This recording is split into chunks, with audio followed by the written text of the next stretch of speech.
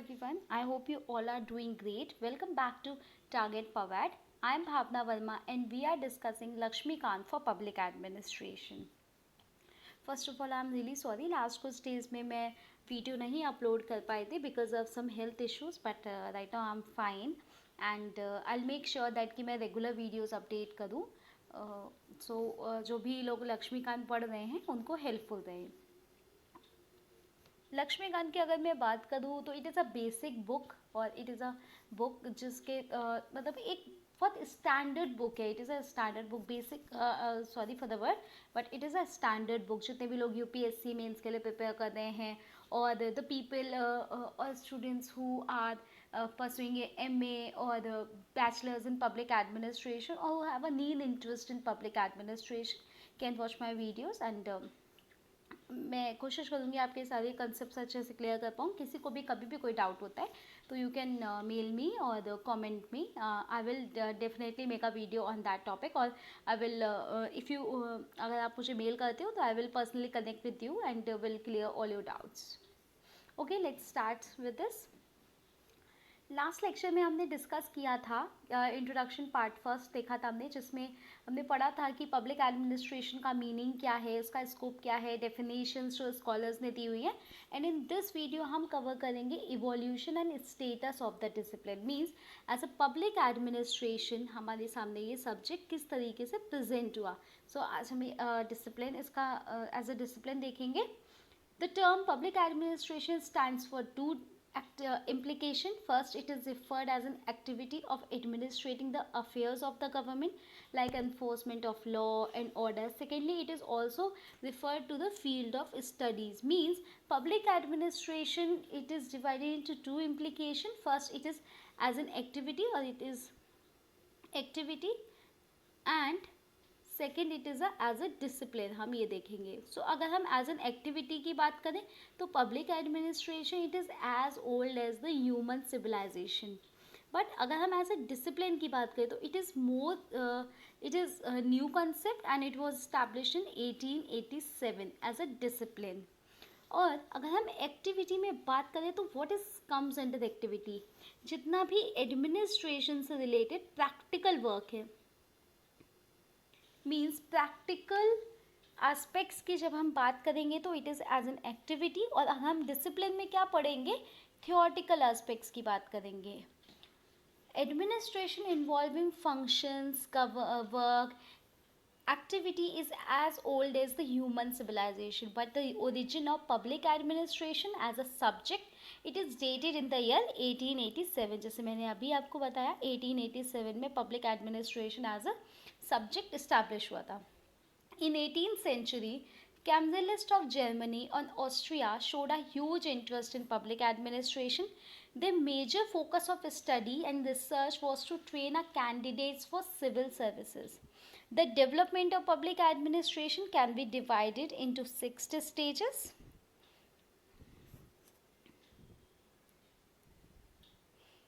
अगर हम एज अ bookish language में बात करें तो it is divided into 5 stages. First stage is politics administration dichotomy. Second stage is principle of administration. Third stage is era of challenges. Fourth stage is crisis of identity. And fifth stage is public policy perspective. But according to some scholars, public policy perspective 1971 to 1990 तक देखा जाता है. And 1990 के बाद एक और stage आती है, that is a stage of LPG. Means liberalisation, privatisation, globalisation. और आज तक टिल डेट तक हम बात करेंगे, that is comes under the 6th stage. और हम उसी बेसिस पे ही ये कवर करेंगे. सारे स्टेजेस को हम वन बाय वन डिस्कस करेंगे. Let's start with the first stage, that is politics administration dichotomy. The word dichotomy means the विरोधाभास. विरोधाभास का क्या मतलब होता है, जितने भी politics in administration how it is differed और how it is differed from the administration. Politics किस तरीके से एडमिनिस्ट्रेशन से अलग है. सो इस स्टेज को हम कवर करेंगे 1887 टू 1926 तक का पीरियड फर्स्ट स्टेज में आएगा. The basic feature of this stage was the advocacy for separation of politics and administration. जैसे मैंने आपको अभी बताया कि बेसिक फीचर क्या था, पॉलिटिक्स एंड एडमिनिस्ट्रेशन किस तरीके से अलग है, which is popularly known as the politics administration dichotomy. The stage begin with the publication of Woodrow Wilson essay. अगर हम बात करें किसी भी पॉलिसी की, if we talk about the general policy, so policy में दो वर्क होते हैं. First it is the formation, किसी भी पॉलिसी का पहले फॉर्मेशन एंड उसके बाद जो वर्क आता है दैट इज़ इम्प्लीमेंटेशन. तो जनरली क्या देखा जाता है और जनरली होता क्या है कि फॉर्मेशन पॉलिसी का कौन करता है, किसी भी पॉलिसी का जो फॉर्मेशन होता है वो मिनिस्टर्स के थ्रू होता है, मीन्स पॉलिटिक्स के थ्रू होता है या पॉलिटिक्स आता है ना. बट इम्प्लीमेंटेशन कौन करता है, implementation of the policies are done by the administrative staff जितना होता है, एडमिनिस्ट्रेटिव सर्वेंट मीन्स एडमिनिस्ट्रेशन के थ्रू होता है. और अगर हम बात करें पॉलिटिक्स की, तो पॉलिटिक्स की study should be done in a political science. On the other hand administration की study should be done in a public administration. और अगर हम बात करें पॉलिसी को फॉर्मेशन का काम किसका होता है, लेजिस्लेचर का. बट पॉलिसी को इम्प्लीमेंट करने का वर्क किसका होता है, एग्जीक्यूटिव का. So public administration is majorly related to the executive branch of the government. इसीलिए ही लूथर गुलिक एंड साइमन ने कहा भी था कि पब्लिक एडमिनिस्ट्रेशन का लेना देना सिर्फ एग्जीक्यूटिव ब्रांच से है. इट इज़ मतलब उसका बाकी अदर ब्रांचेस से इतना लेना देना नहीं है, सिर्फ एग्जीक्यूटिव ब्रांच से ही लेना देना है. और कुछ स्कॉलर्स का ये कहना था कि public administration can be considered as the fourth branch of the government. So according to Woodrow Wilson, policy formation and implementation of policy are two different work. Policy formation are concerned with the politics, hence its study should be done in a political science. On the other hand, implementation of those policies are concerned with the administration, hence its study should be done in a public administration. This thinking and suggestion of Woodrow Wilson are known as the politics administration dichotomy. The above thinking और suggestion ये जो दिए गए थे Woodrow Wilson के through, they were published under the article title the study of public administration. The study of public administration में यही इसके कंसेप्ट ही क्लियर किए गए हैं in 1887. Hence Wilson was regarded as the father of public administration. Woodrow Wilson के ये जो कंसेप्ट थे, जो आर्टिकल थे, इसके बेसिस पे ही वुडरो विल्सन को as a father of administration declare किया था और एज अ रिगार्डेड किया था. In 19 Frank J Goodnow supported the thought of Woodrow Wilson and said that policy formation and policy implementation are two different work with different working technique. Hence, the conduct of these two things should be done by two separate organization. अगर हम बात करें यहाँ पे organisation की, means Frank J गुडनाउ ने भी Woodrow Wilson के व्यू को सपोर्ट किया और उन्होंने कहा policy formation and policy implementation दोनों अलग अलग वर्क हैं, दोनों के काम करने की टेक्निक अलग अलग है, तो इन दोनों की स्टडी भी अलग अलग करनी चाहिए और ये काम भी अलग ऑर्गेनाइजेशन के थ्रू किया जाता है. ऑर्गेनाइजेशन की अगर मैं बात करूँ तो जैसे मैंने आपको बताया कि पॉलिसी को फॉर्मेशन का काम किसका होता है, लेजिस्लेचर का होता है. On the other hand policy को इम्प्लीमेंट करने का काम किसका होता है, एग्जीक्यूटिव का होता है. मीन्स ये दोनों गवर्नमेंट के अलग अलग ब्रांचेस हैं, अलग अलग ऑर्गेनाइजेशन है. He said that formation of policy should be done by legislature and implementation of policy should be done by executive branch of the government. This suggestion of Goodenough was published under article Politics and Administration. Politics and Administration जो गुडनाउ का article था उसमें ये publish किया गया था, book जो थी in that was publish in the 1900. In 1926,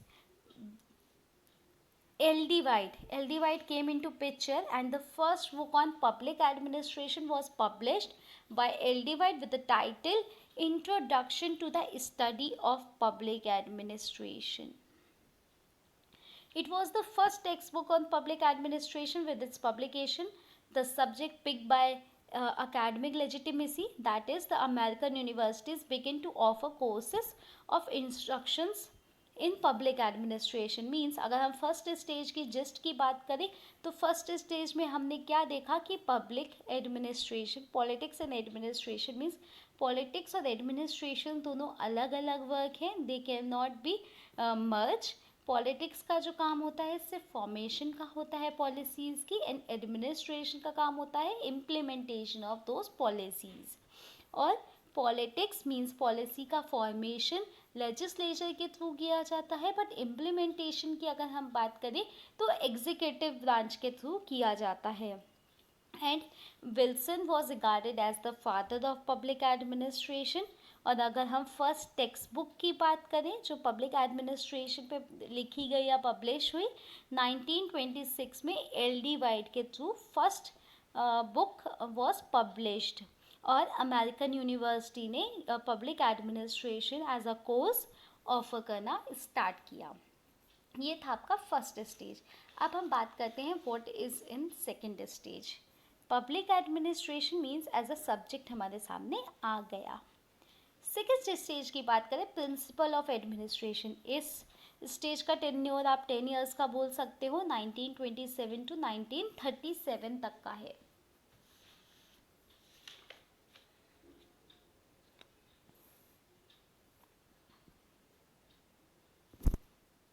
During this stage, the scholars believe that there are certain principles of administration which could be discovered and applied to increase the efficiency and economy of the public administration. जाहिर सी बात है कि किसी भी organisation को या किसी भी सभी का अलग अलग अपना प्रिंसिपल होता है, तो वो जो प्रिंसिपल थे वो डिस्कवर करना था और उनको अप्लाई करना था. किस लिए? पब्लिक एडमिनिस्ट्रेशन की एफिशिएंसी एंड इकोनॉमी को इंक्रीज करने के लिए. Various thinkers were developed various rules of the organization. Ulrich developed 8 rules.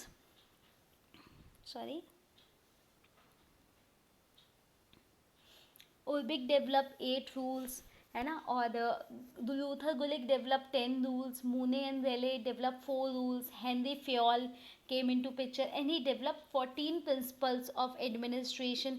And these thinkers called the rule universal and omniscient. And on this basis public administration was called as science. In this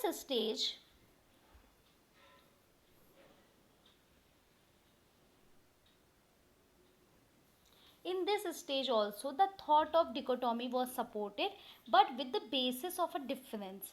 In the first stage the subject was studied in the light of law, whereas in the second stage it was studied in the light of science. Means first stage में हम इसको as a law consider कर लेते, but during second stage we were considering this subject as a science in the light of a science. Important publication की अगर हम बात करें इस स्टेज की, हेनरी फेयोल के थ्रू 1916 में एक बुक पब्लिश हुई थी और पब्लिकेशन में इंडस्ट्रियल एंड जनरल मैनेजमेंट. 1927 में बिलोबी के थ्रू एक बुक पब्लिश हुई थी. The principle of public administration was publish by W.F. Willoughby in 1927 में. MP फॉलेट के थ्रू जो बुक पब्लिश हुई थी that is creative experience in 1924. Mooney and Reiley के थ्रू बुक पब्लिश हुई थी onwards industry in 1937. Gulick and Urwick के through जो बुक पब्लिश हुई थी papers on the science of administration in 1937 में. और अगर हम बात करें ये प्रिंसिपल की, तो ये प्रिंसिपल क्या क्या थे. एक और इम्पॉर्टेंट बुक पब्लिश हुई थी during this period that was published by Taylor, F.W. Taylor, principle of scientific management in 1911 में. Principle of scientific management in 1911 में. पब्लिक एडमिनिस्ट्रेशन में हम यहाँ पे 1911 में पहली बार टेलर का जिक्र कर रहे हैं, इससे पहले अभी तक हमने जिक्र नहीं किया है। इंडस्ट्रियल एंड जनरल मैनेजमेंट में 14 प्रिंसिपल दिए थे हेनरी फेयोल ने, और अगर हम इनके प्रिंसिपल देखें, some important principle were like hierarchy, unity of command, coordination, delegation, control, centralisation and decentralisation. अगर आप लोगों ने कॉमर्स पढ़ी है या बिजनेस एडमिनिस्ट्रेशन पढ़ा है 11th और 12th में, तो आपने ये जो टॉप हैं इसके principle hierarchy, unity of command, coordination, delegation, control, decentralisation, centralisation, इनको डिटेल में पढ़ा होगा। But no worries, I will make a separate video on these principles. कुछ इंपॉर्टेंट है इसमें, उनको हम बाद में डिस्कस कर लेंगे। अब बात करते हैं हम थर्ड स्टेज की। During second stage, it is important to know that public administration reaches its reputational limit during this stage. Means public administration was a separate subject consider किया जाने लगा था, और during this period it is reached to the reputational limit during this stage. अब third stage is also known as the phases of challenges. third stage में बहुत से ऐसे चीज़ें हुई जो कि challenges था। अगर हम बात करें challenges की, the major development in this stage was that the rule developed in the second stage were given challenge. जो सेकेंड स्टेज में हमने जितने भी रूल्स एंड रेगुलेशन डेवलप किए थे उनको थर्ड स्टेज में चैलेंज किया गया during this period 1938 to 1947. It was argued that public administration cannot be separate from politics because of its political nature and political rule. In simple word, the rule of public administration, politics and administration dichotomy was rejected. Means public administration को हम political science और politics से separate नहीं कर सकते because उसके political nature की वजह से, because of political nature and political rule. Administration is not only concerned with the implementation of political policy decision but also plays an important role in policy formulation, which is domained by politics. In other words, the idea of politics administration dichotomy was rejected. And during this period, moreover, the principle of administration were challenged and criticized on the ground of lack of scientific validity and neutralistic policies. Herbert Simon called the rule of organization as proverb because they always existed in the pair. क्योंकि हमेशा pair में मिलते थे, तो उन्होंने कहा कि ये proverb और न्यूट्रलिस्टिक पॉलिसीज़ है, फॉल्स है, और हर्बर्ट साइमन के अकॉर्डिंग जितने भी रूल्स थे वो सब proverb थे. The universality and omnisciency of the rules were also challenged. Simon rejected the idea of politics administration dichotomy and recommended an empirical approach to the study of public administration, because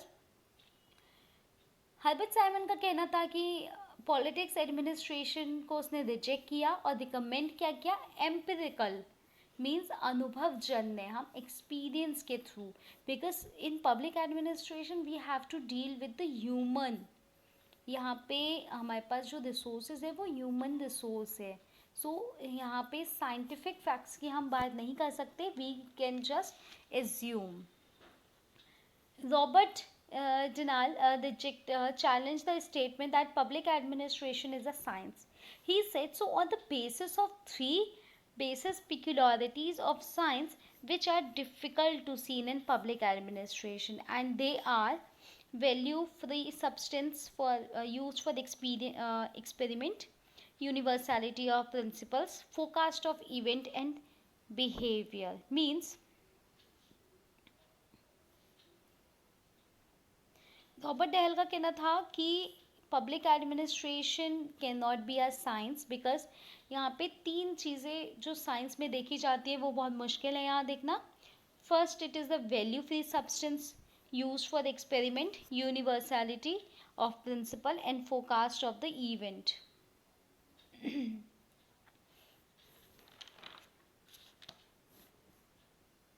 So during this stage जितने भी principal थे, जितने भी principles बने थे second stage में, उन सबको चैलेंज किया गया.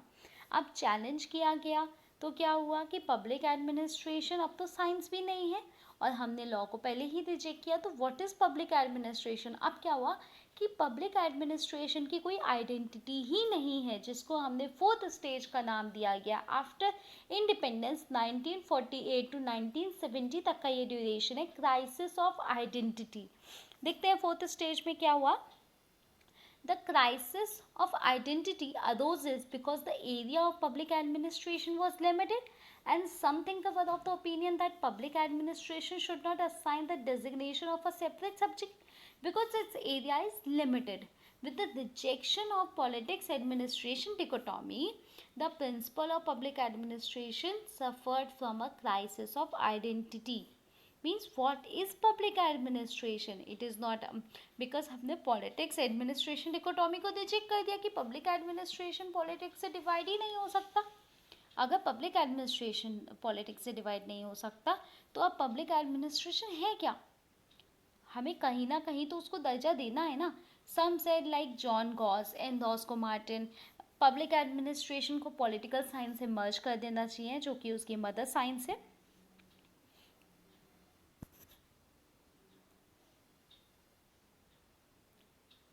And some other said ki like Marsh and Simon, public administration is a part of administrative science. Means यहाँ पे एक और new word आता है administrative science. However, in both the cases, either political science or the administrative science, public administration lots its entity as a separate subject.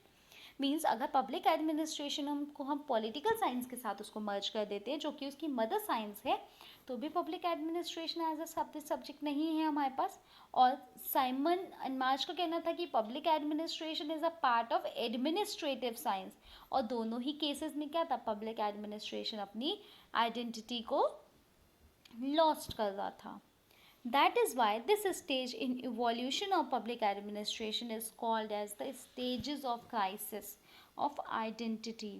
In the context of solving this problem, various thinkers of public administration established relation of public administration with different subjects like political science, economics, law, social science. Hence, the nature and scope of public administration become interdisciplinary and hence its scope become wider. तो क्या हुआ कि जितने भी thinkers थे, बहुत से thinkers ने पब्लिक एडमिनिस्ट्रेशन को अलग अलग सब्जेक्ट्स के साथ मर्ज करने की कोशिश की, like political science, economics, law, social science. और उसके बाद साथ साथ क्या हुआ कि पब्लिक एडमिनिस्ट्रेशन का जो नेचर था, जो स्कोप था, वो इंटरडिसिप्लिनरी बन रहा था, मीन्स लिंक्ड था, और इसके साथ ही इसका स्कोप वाइडर होता गया।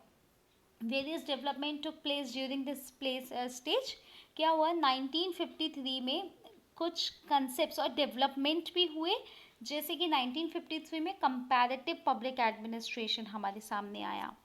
कंपैरेटिव पब्लिक एडमिनिस्ट्रेशन की ग्रोथ हुआ 1953। ड्यूरिंग 1955 में हमारे पास एक नया कंसेप्ट आया, that is the development of administration. And in 1968 में हमारे पास एक नया कंसेप्ट आया, एक नया डेवलपमेंट हमें देखने को मिला, that was new public administration, the emergence of new public administration. It is also important, हम इनको आगे डिस्कस करेंगे लेक्चर में। 1968 में फर्स्ट मिनोविक कॉन्फ्रेंस जो ऑर्गेनाइज किया गया था, that was presided bye Dwight Waldo. After the Second World War, all the nations of Asia, Africa and Latin America got free from British colonialism, and then the concept of developing nation evolved, and in these nations of the concept of public welfare state was to be introduced, and in this context the then administrative system, which was based on the classical and traditional theory, was considered as an unimportant। Means जो classical और traditional theory थे उनको importance नहीं दी जाने लगी, और importance किसको दे देते हैं हम वहाँ पे, पब्लिक वेलफेयर स्टेट को, कि लोगों के हित को भी अब देखना शुरू किया गया। Hence the various thinkers of public administration modified the traditional theory with some changes and developed new theories, the effect of which that in 1953 the comparative development, in 1955 the development administration, and in 1968 new public administration was evolved. आगे हम इनको detail में पढ़ेंगे। अगर हम यहाँ पे short में देखें तो न्यू पब्लिक एडमिनिस्ट्रेशन के अगर मैं फीचर की बात करूँ तो फीचर्स हैं इसके value, relevance, equity, change oriented. और हम ये भी देखेंगे आगे कि ट्रेडिशनल पब्लिक एडमिनिस्ट्रेशन में और न्यू पब्लिक एडमिनिस्ट्रेशन में क्या डिफरेंस था। शॉर्ट फॉर्म है इसकी VREC। सो फोर्थ स्टेज में हमने क्या देखा कि इसके स्कोप, पब्लिक एडमिनिस्ट्रेशन का स्कोप वाइडर होता गया, बिकॉज हम इसको अलग अलग सब्जेक्ट्स के साथ मर्ज कर रहे थे और उसके साथ ही इसका स्कोप वाइडर होता गया, चीज़ें हमें इंटरलिंक मिलने लगी और जिसके साथ ही तीन मेजर डेवलपमेंट हुए, तीन मेजर थ्योरीज हमारे सामने आई। 1953 में comparative administration, comparative public administration, 1955 development administration, and in 1968 new public administration was evolved। और during this period ही फर्स्ट मिनोबुल कॉन्फ्रेंस हुआ था जिसको हम आगे डिटेल में पढ़ेंगे। अब बात करते हैं हम फिफ्थ स्टेज की, जो कुछ स्कॉलर्स का कहना है कि फिफ्थ स्टेज आज भी चल रहा है, public policy perspective to 1971 to continuing, but हम इसमें एक नया स्टेज के साथ पढ़ेंगे। हम इसको देखेंगे 1971 से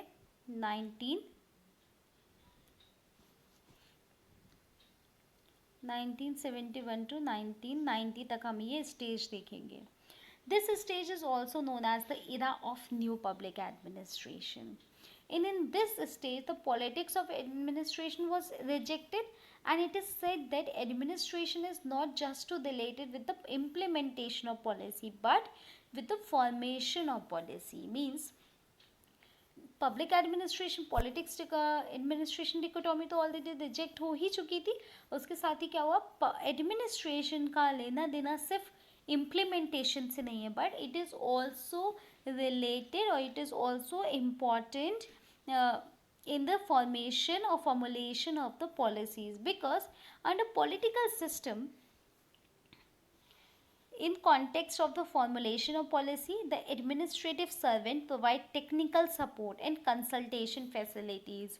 Means administrative servant जो होते हैं उनका क्या होता है कि वो टेक्निकल सपोर्ट देते हैं, बिकॉज जो पॉलिटिक्स में लोग हैं, लाइक कोई भी मिनिस्टर है, they are not well qualified, I am not against them, but they are not well qualified, है ना, जनरली।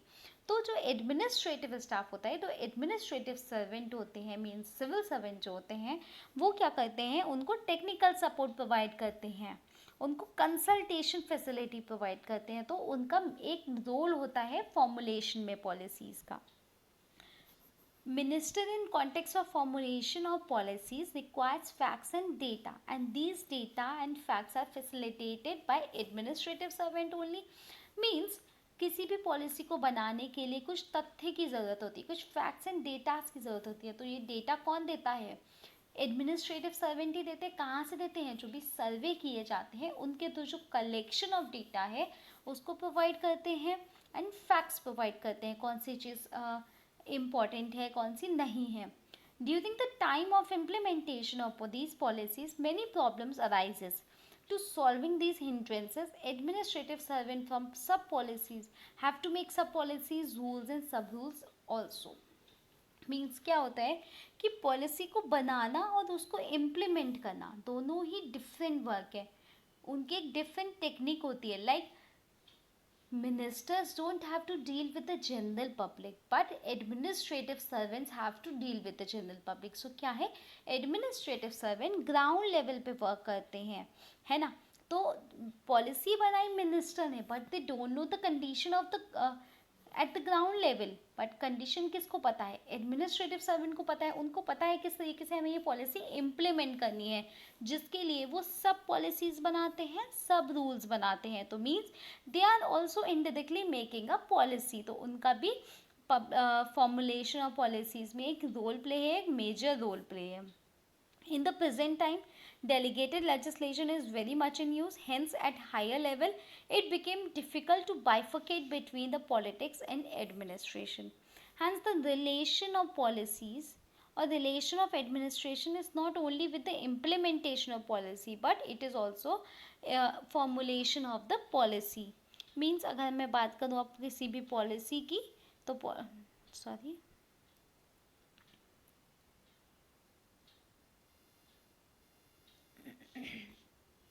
Excuse me. सो अगर हम बात करें किसी भी जनरल पॉलिसी की तो पॉलिसी के दो वर्क होते हैं, एक तो फॉर्मुलेशन जो हम देख ही चुके हैं, second is implementation.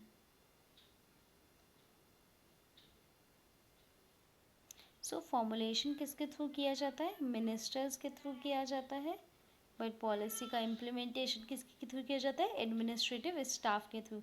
So they are interchangeable, means policies को फॉर्मुलेट भी एडमिनिस्ट्रेटिव स्टाफ करते हैं और इम्प्लीमेंटेशन में कहीं ना कहीं रोल मिनिस्टर्स का होता है।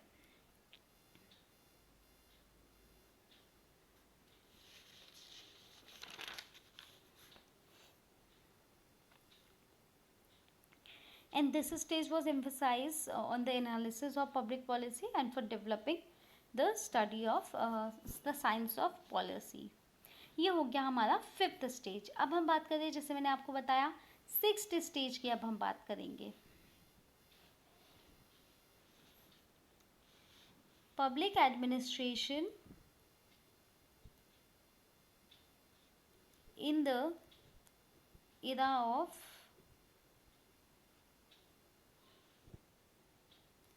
LPG, mean L means liberalization,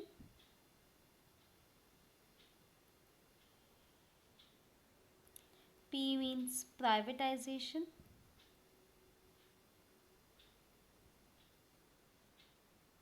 G means globalization.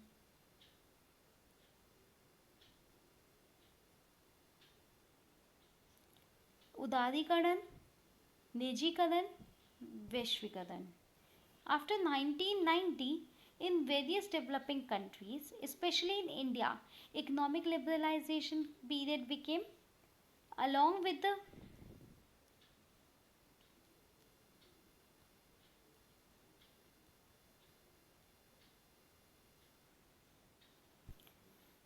economic liberalization, privatization also started, the result of which the public administration and private administration came into contact with each other. Hence, the area in common both became wider and the area were different become narrower.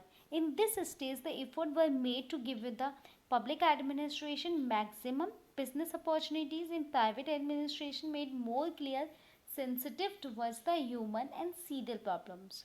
The area of public administration became limited. On the other hand, private administration was become broader. Means क्या हुआ, in 1990 में जितने भी developing countries थे, specially in India, economic liberalisation period start हुआ था in 1990 में।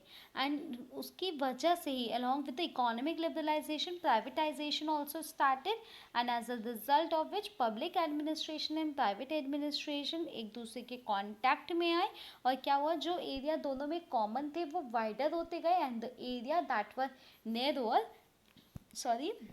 The area that were different वो नैरो होते गए। और इस स्टेज में क्या हुआ, पब्लिक एडमिनिस्ट्रेशन का मेजर जो रोल था वो बिजनेस अपॉर्चुनिटीज़ का था, और पब्लिक एडमिनिस्ट्रेशन में जो का रोल था, जो पब्लिक एडमिनिस्ट्रेशन का पर्सपेक्टिव था वो क्या था, ह्यूमन एंड सीरियल प्रॉब्लम्स को सॉल्व करने के थ्रू। मीन्स क्या हुआ कि पब्लिक एडमिनिस्ट्रेशन का एरिया लिमिटेड हो गया, but on the other hand private administration का एरिया ब्रॉड होता चला गया। The role of public administration got changed, and earlier it is act as an agent, but in this stage it became regulatory body, and public administration has played a role of a director of a state. Means public administration as a director of the state work करने लग गया, because ये सब मोहर ही चाहिए थी, बाकी जितना काम था वो सब प्राइवेटाइजेशन के थ्रू हो रहा था। Due to economic liberalization and privatization, the phase of globalization started, due to which a new subject matter evolved in the field of public administration, which is international administration. So during sixth stage हमने दो concept देखे यहाँ पे नए। First, it is a private administration जो privatization की then थी, and second was the international administration जो globalization की देन है। उसको हम आगे डिस्कस करेंगे। इसके बाद एक छोटा सा टॉपिक और आता है, the study of public administration, को भी देख लेते हैं। The following point can be noted with regards to the rise and development of teaching and research in public administration in India. First university बनी थी इंडिया में जहाँ पे फुल कंपलसरी पेपर स्टार्ट हुआ था पब्लिक एडमिनिस्ट्रेशन का in MA political science syllabus में इन 1930. Then in 1937, Madras University was the first one in India to have a diploma course in public administration. It is important. Madras University was the first one in India which started a diploma course in public administration. In 1949 and 50, Nagpur University became the first one in India to have established a separate full-fledged department of public administration, local self-government. With this, public administration was invested in India for the first time with full academic legitimacy. The department was headed by late Dr. M.P. Sharma, who had distinction of being the first professor of public administration in India. Means Nagpur university में पहली बारी India में public administration का department बनाया गया और जिसके head थे, जिसको हम एचओडी बोलते हैं, head of the department, doctor MP Sharma थे, और जो फर्स्ट प्रोफेसर भी कहा जाता है in the field of public administration. In 1954, this is important, in 1954 the Indian Institute of Public Administration was established at New Delhi on the nucleus of on the recommendation of Paul H. Applebaum report on public administration in India, and it is the nucleus of administrative research in India and disseminate the knowledge of public administration through Indian Journal of Public Administration. In 1987, public administration was introduced as a fully independent subject in civil services examination conducted by UPSC. This gave a powerful impetus to the subject. Nearly, अगर हम आज की बात करें तो there are more than 50 universities and hundreds of colleges and a number of training institutes are engaged in teaching and research in public administration.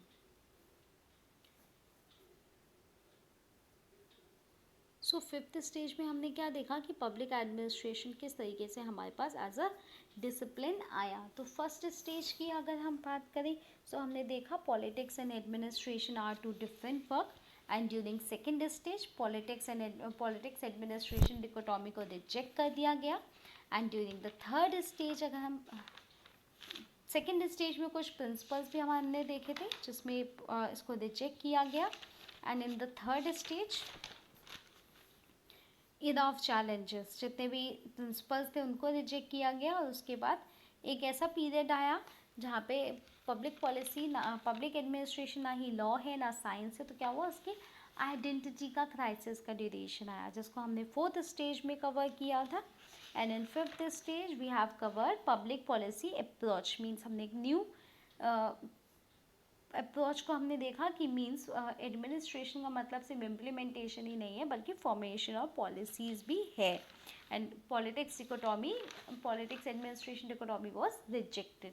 During sixth stage की हम बात करें जिसको इरा ऑफ एलपीजी भी कहा जाता है, liberalisation, globalisation and privatisation. Liberalisation उदारीकरण, प्राइवेटाइजेशन निजीकरण, ग्लोबलाइजेशन वैश्वीकरण. हमने ये कंसेप्ट देखे और पब्लिक एडमिनिस्ट्रेशन को एज अ सब्जेक्ट बनते हुए देखा. और अगर हम बात करें नेक्स्ट टॉपिक की जो हमने आज कवर किया, that is study of public administration.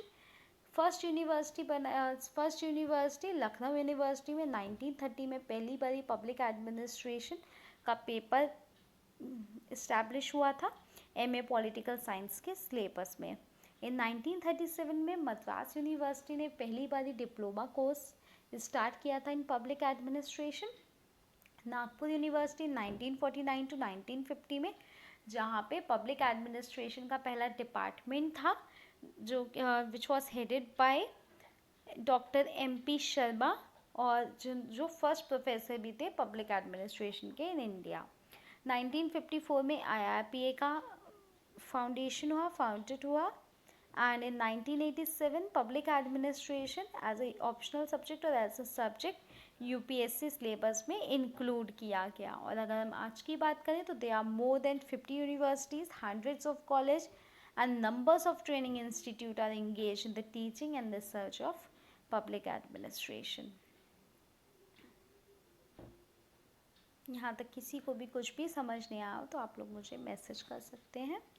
Okay, thank you. Next video में हम बात करेंगे what is the difference between the public and private administration. Till then please take care of yourself and good bye.